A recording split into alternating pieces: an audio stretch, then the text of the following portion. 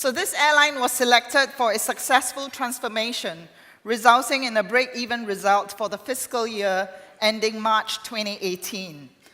It had been unprofitable for nearly 20 years and accumulated operating losses of more than 300 million for the 10 years ending March 2017. So an amazing turnaround.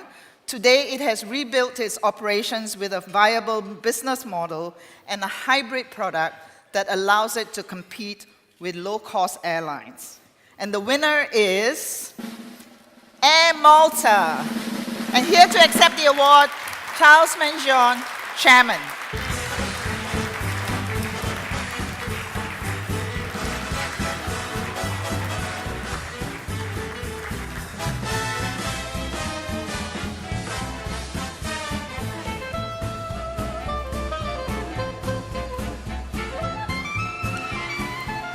Congratulations, congratulations.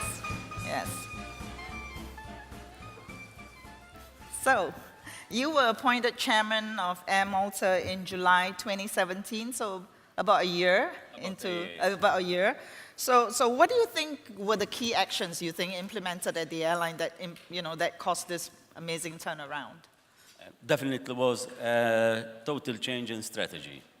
The airline came out in 2016 out of a restructuring process with the European Union, and part of the process was successful in taking off a number of employees, but still the unit cost or the cost per seat kilometer remained uncompetitive. At the same time, number of aircraft were taken out and routes were taken out of the airline, therefore its commercial aspect started reducing on the reducing scale. Eventually, when you reduce the business, the commercial aspect of the business, the only way is that will close. So basically cost control, reduction in the fleet, and then and then you move to a hybrid business model. Yeah, then eventually in 2017, between 12 months, between September 17 and April 18, we introduced 27 new routes, increased our frequencies to the lucrative destinations by about 30%, right. Increased utilization of the aircraft, and in spite of that increased capacity, the overall load factor was increased by 3-4%. Okay, but it remains a very competitive market, right? We heard from Vincent Hodder just now, and how intensely competitive Europe is, and with all the consolidation. So how does small compete against big in a market where the big are getting bigger? Actually, that's a question that sometimes I ask myself. When you are competing with giants like Lufthansa and IA and other big airlines. But I think it's the trick, or if I can call it that, is to find the niche where you can fit. We are Malta's smallest state within the European Union, but we need, therefore, in-depth connectivity with the rest of Europe. We also have connectivity on the North African side, Casablanca, Tunis. We had a very profitable route with Libya, now it's closed. And on the eastern side of the Mediterranean, we operate from Tel Aviv regularly, apart from Moscow and St. Petersburg. And our aim is, first of all, to connect Malta to the mainland. Therefore, we connect all European capitals extensively.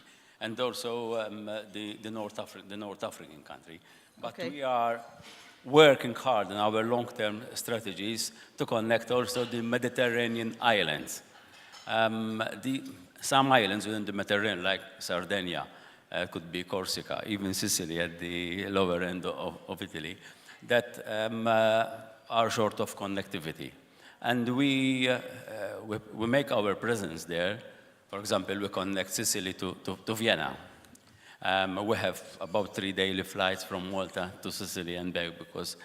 so you're still able to find your niche and operate in the areas? Yes, but it involves a lot of cost-cutting, intense... is the cost-cutting over, you think? Is the cost-cutting over? The cost-cutting... It's not over?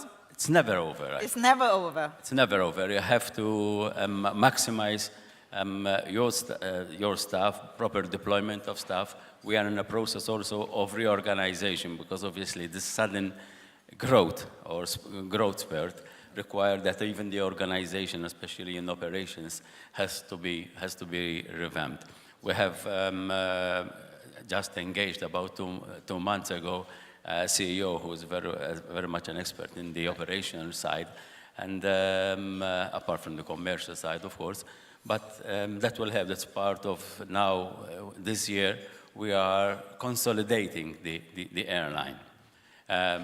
Doesn't mean that we are not looking also to expand further, for example, to Cairo, to Algiers, and even maybe further up northern European side. But also, we are reassessing to find the correct balance between frequencies, route, and the access capacity, and how to maximize revenue on that capacity. So it's a continuous struggle. So still a lot of work ahead to make sure that you stay Yes, in the black. So, you know, I haven't been to Malta, but it seems like a lot of my friends from Asia, they visited Malta this year, and they tell me how beautiful it is. Thank you. And next year, Capa is going to be in Malta. So Yes. can you tell the audience here what they can look forward to when they come to Malta? It will take me some time, I think, to speak. One thing. It's small, but it's packed with about 7,000 years of history. We have a lot of business development ongoing now. In actual fact, our population has increased the last 10 years to about 430,000. 40,000 of those people are all foreigners working in Malta full-time in the services sector, finance, hedge management, iGaming. And now we have launched also, only recently, the first legislative framework for blockchain and cryptocurrency.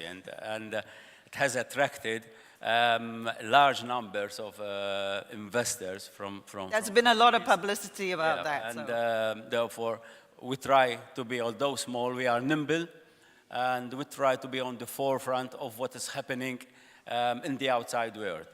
I mean, we cannot close ourselves. Therefore, the idea of protectionism for us in Malta is a threat, not a bit of a threat, is a threat. We want open markets because that's the only way that we can compete, finding our niche areas in order to grow, and we need to grow. Congratulations, and we look forward to Thank you very visiting much. you in Malta. Welcome. Thank you. Thank you. Thank you.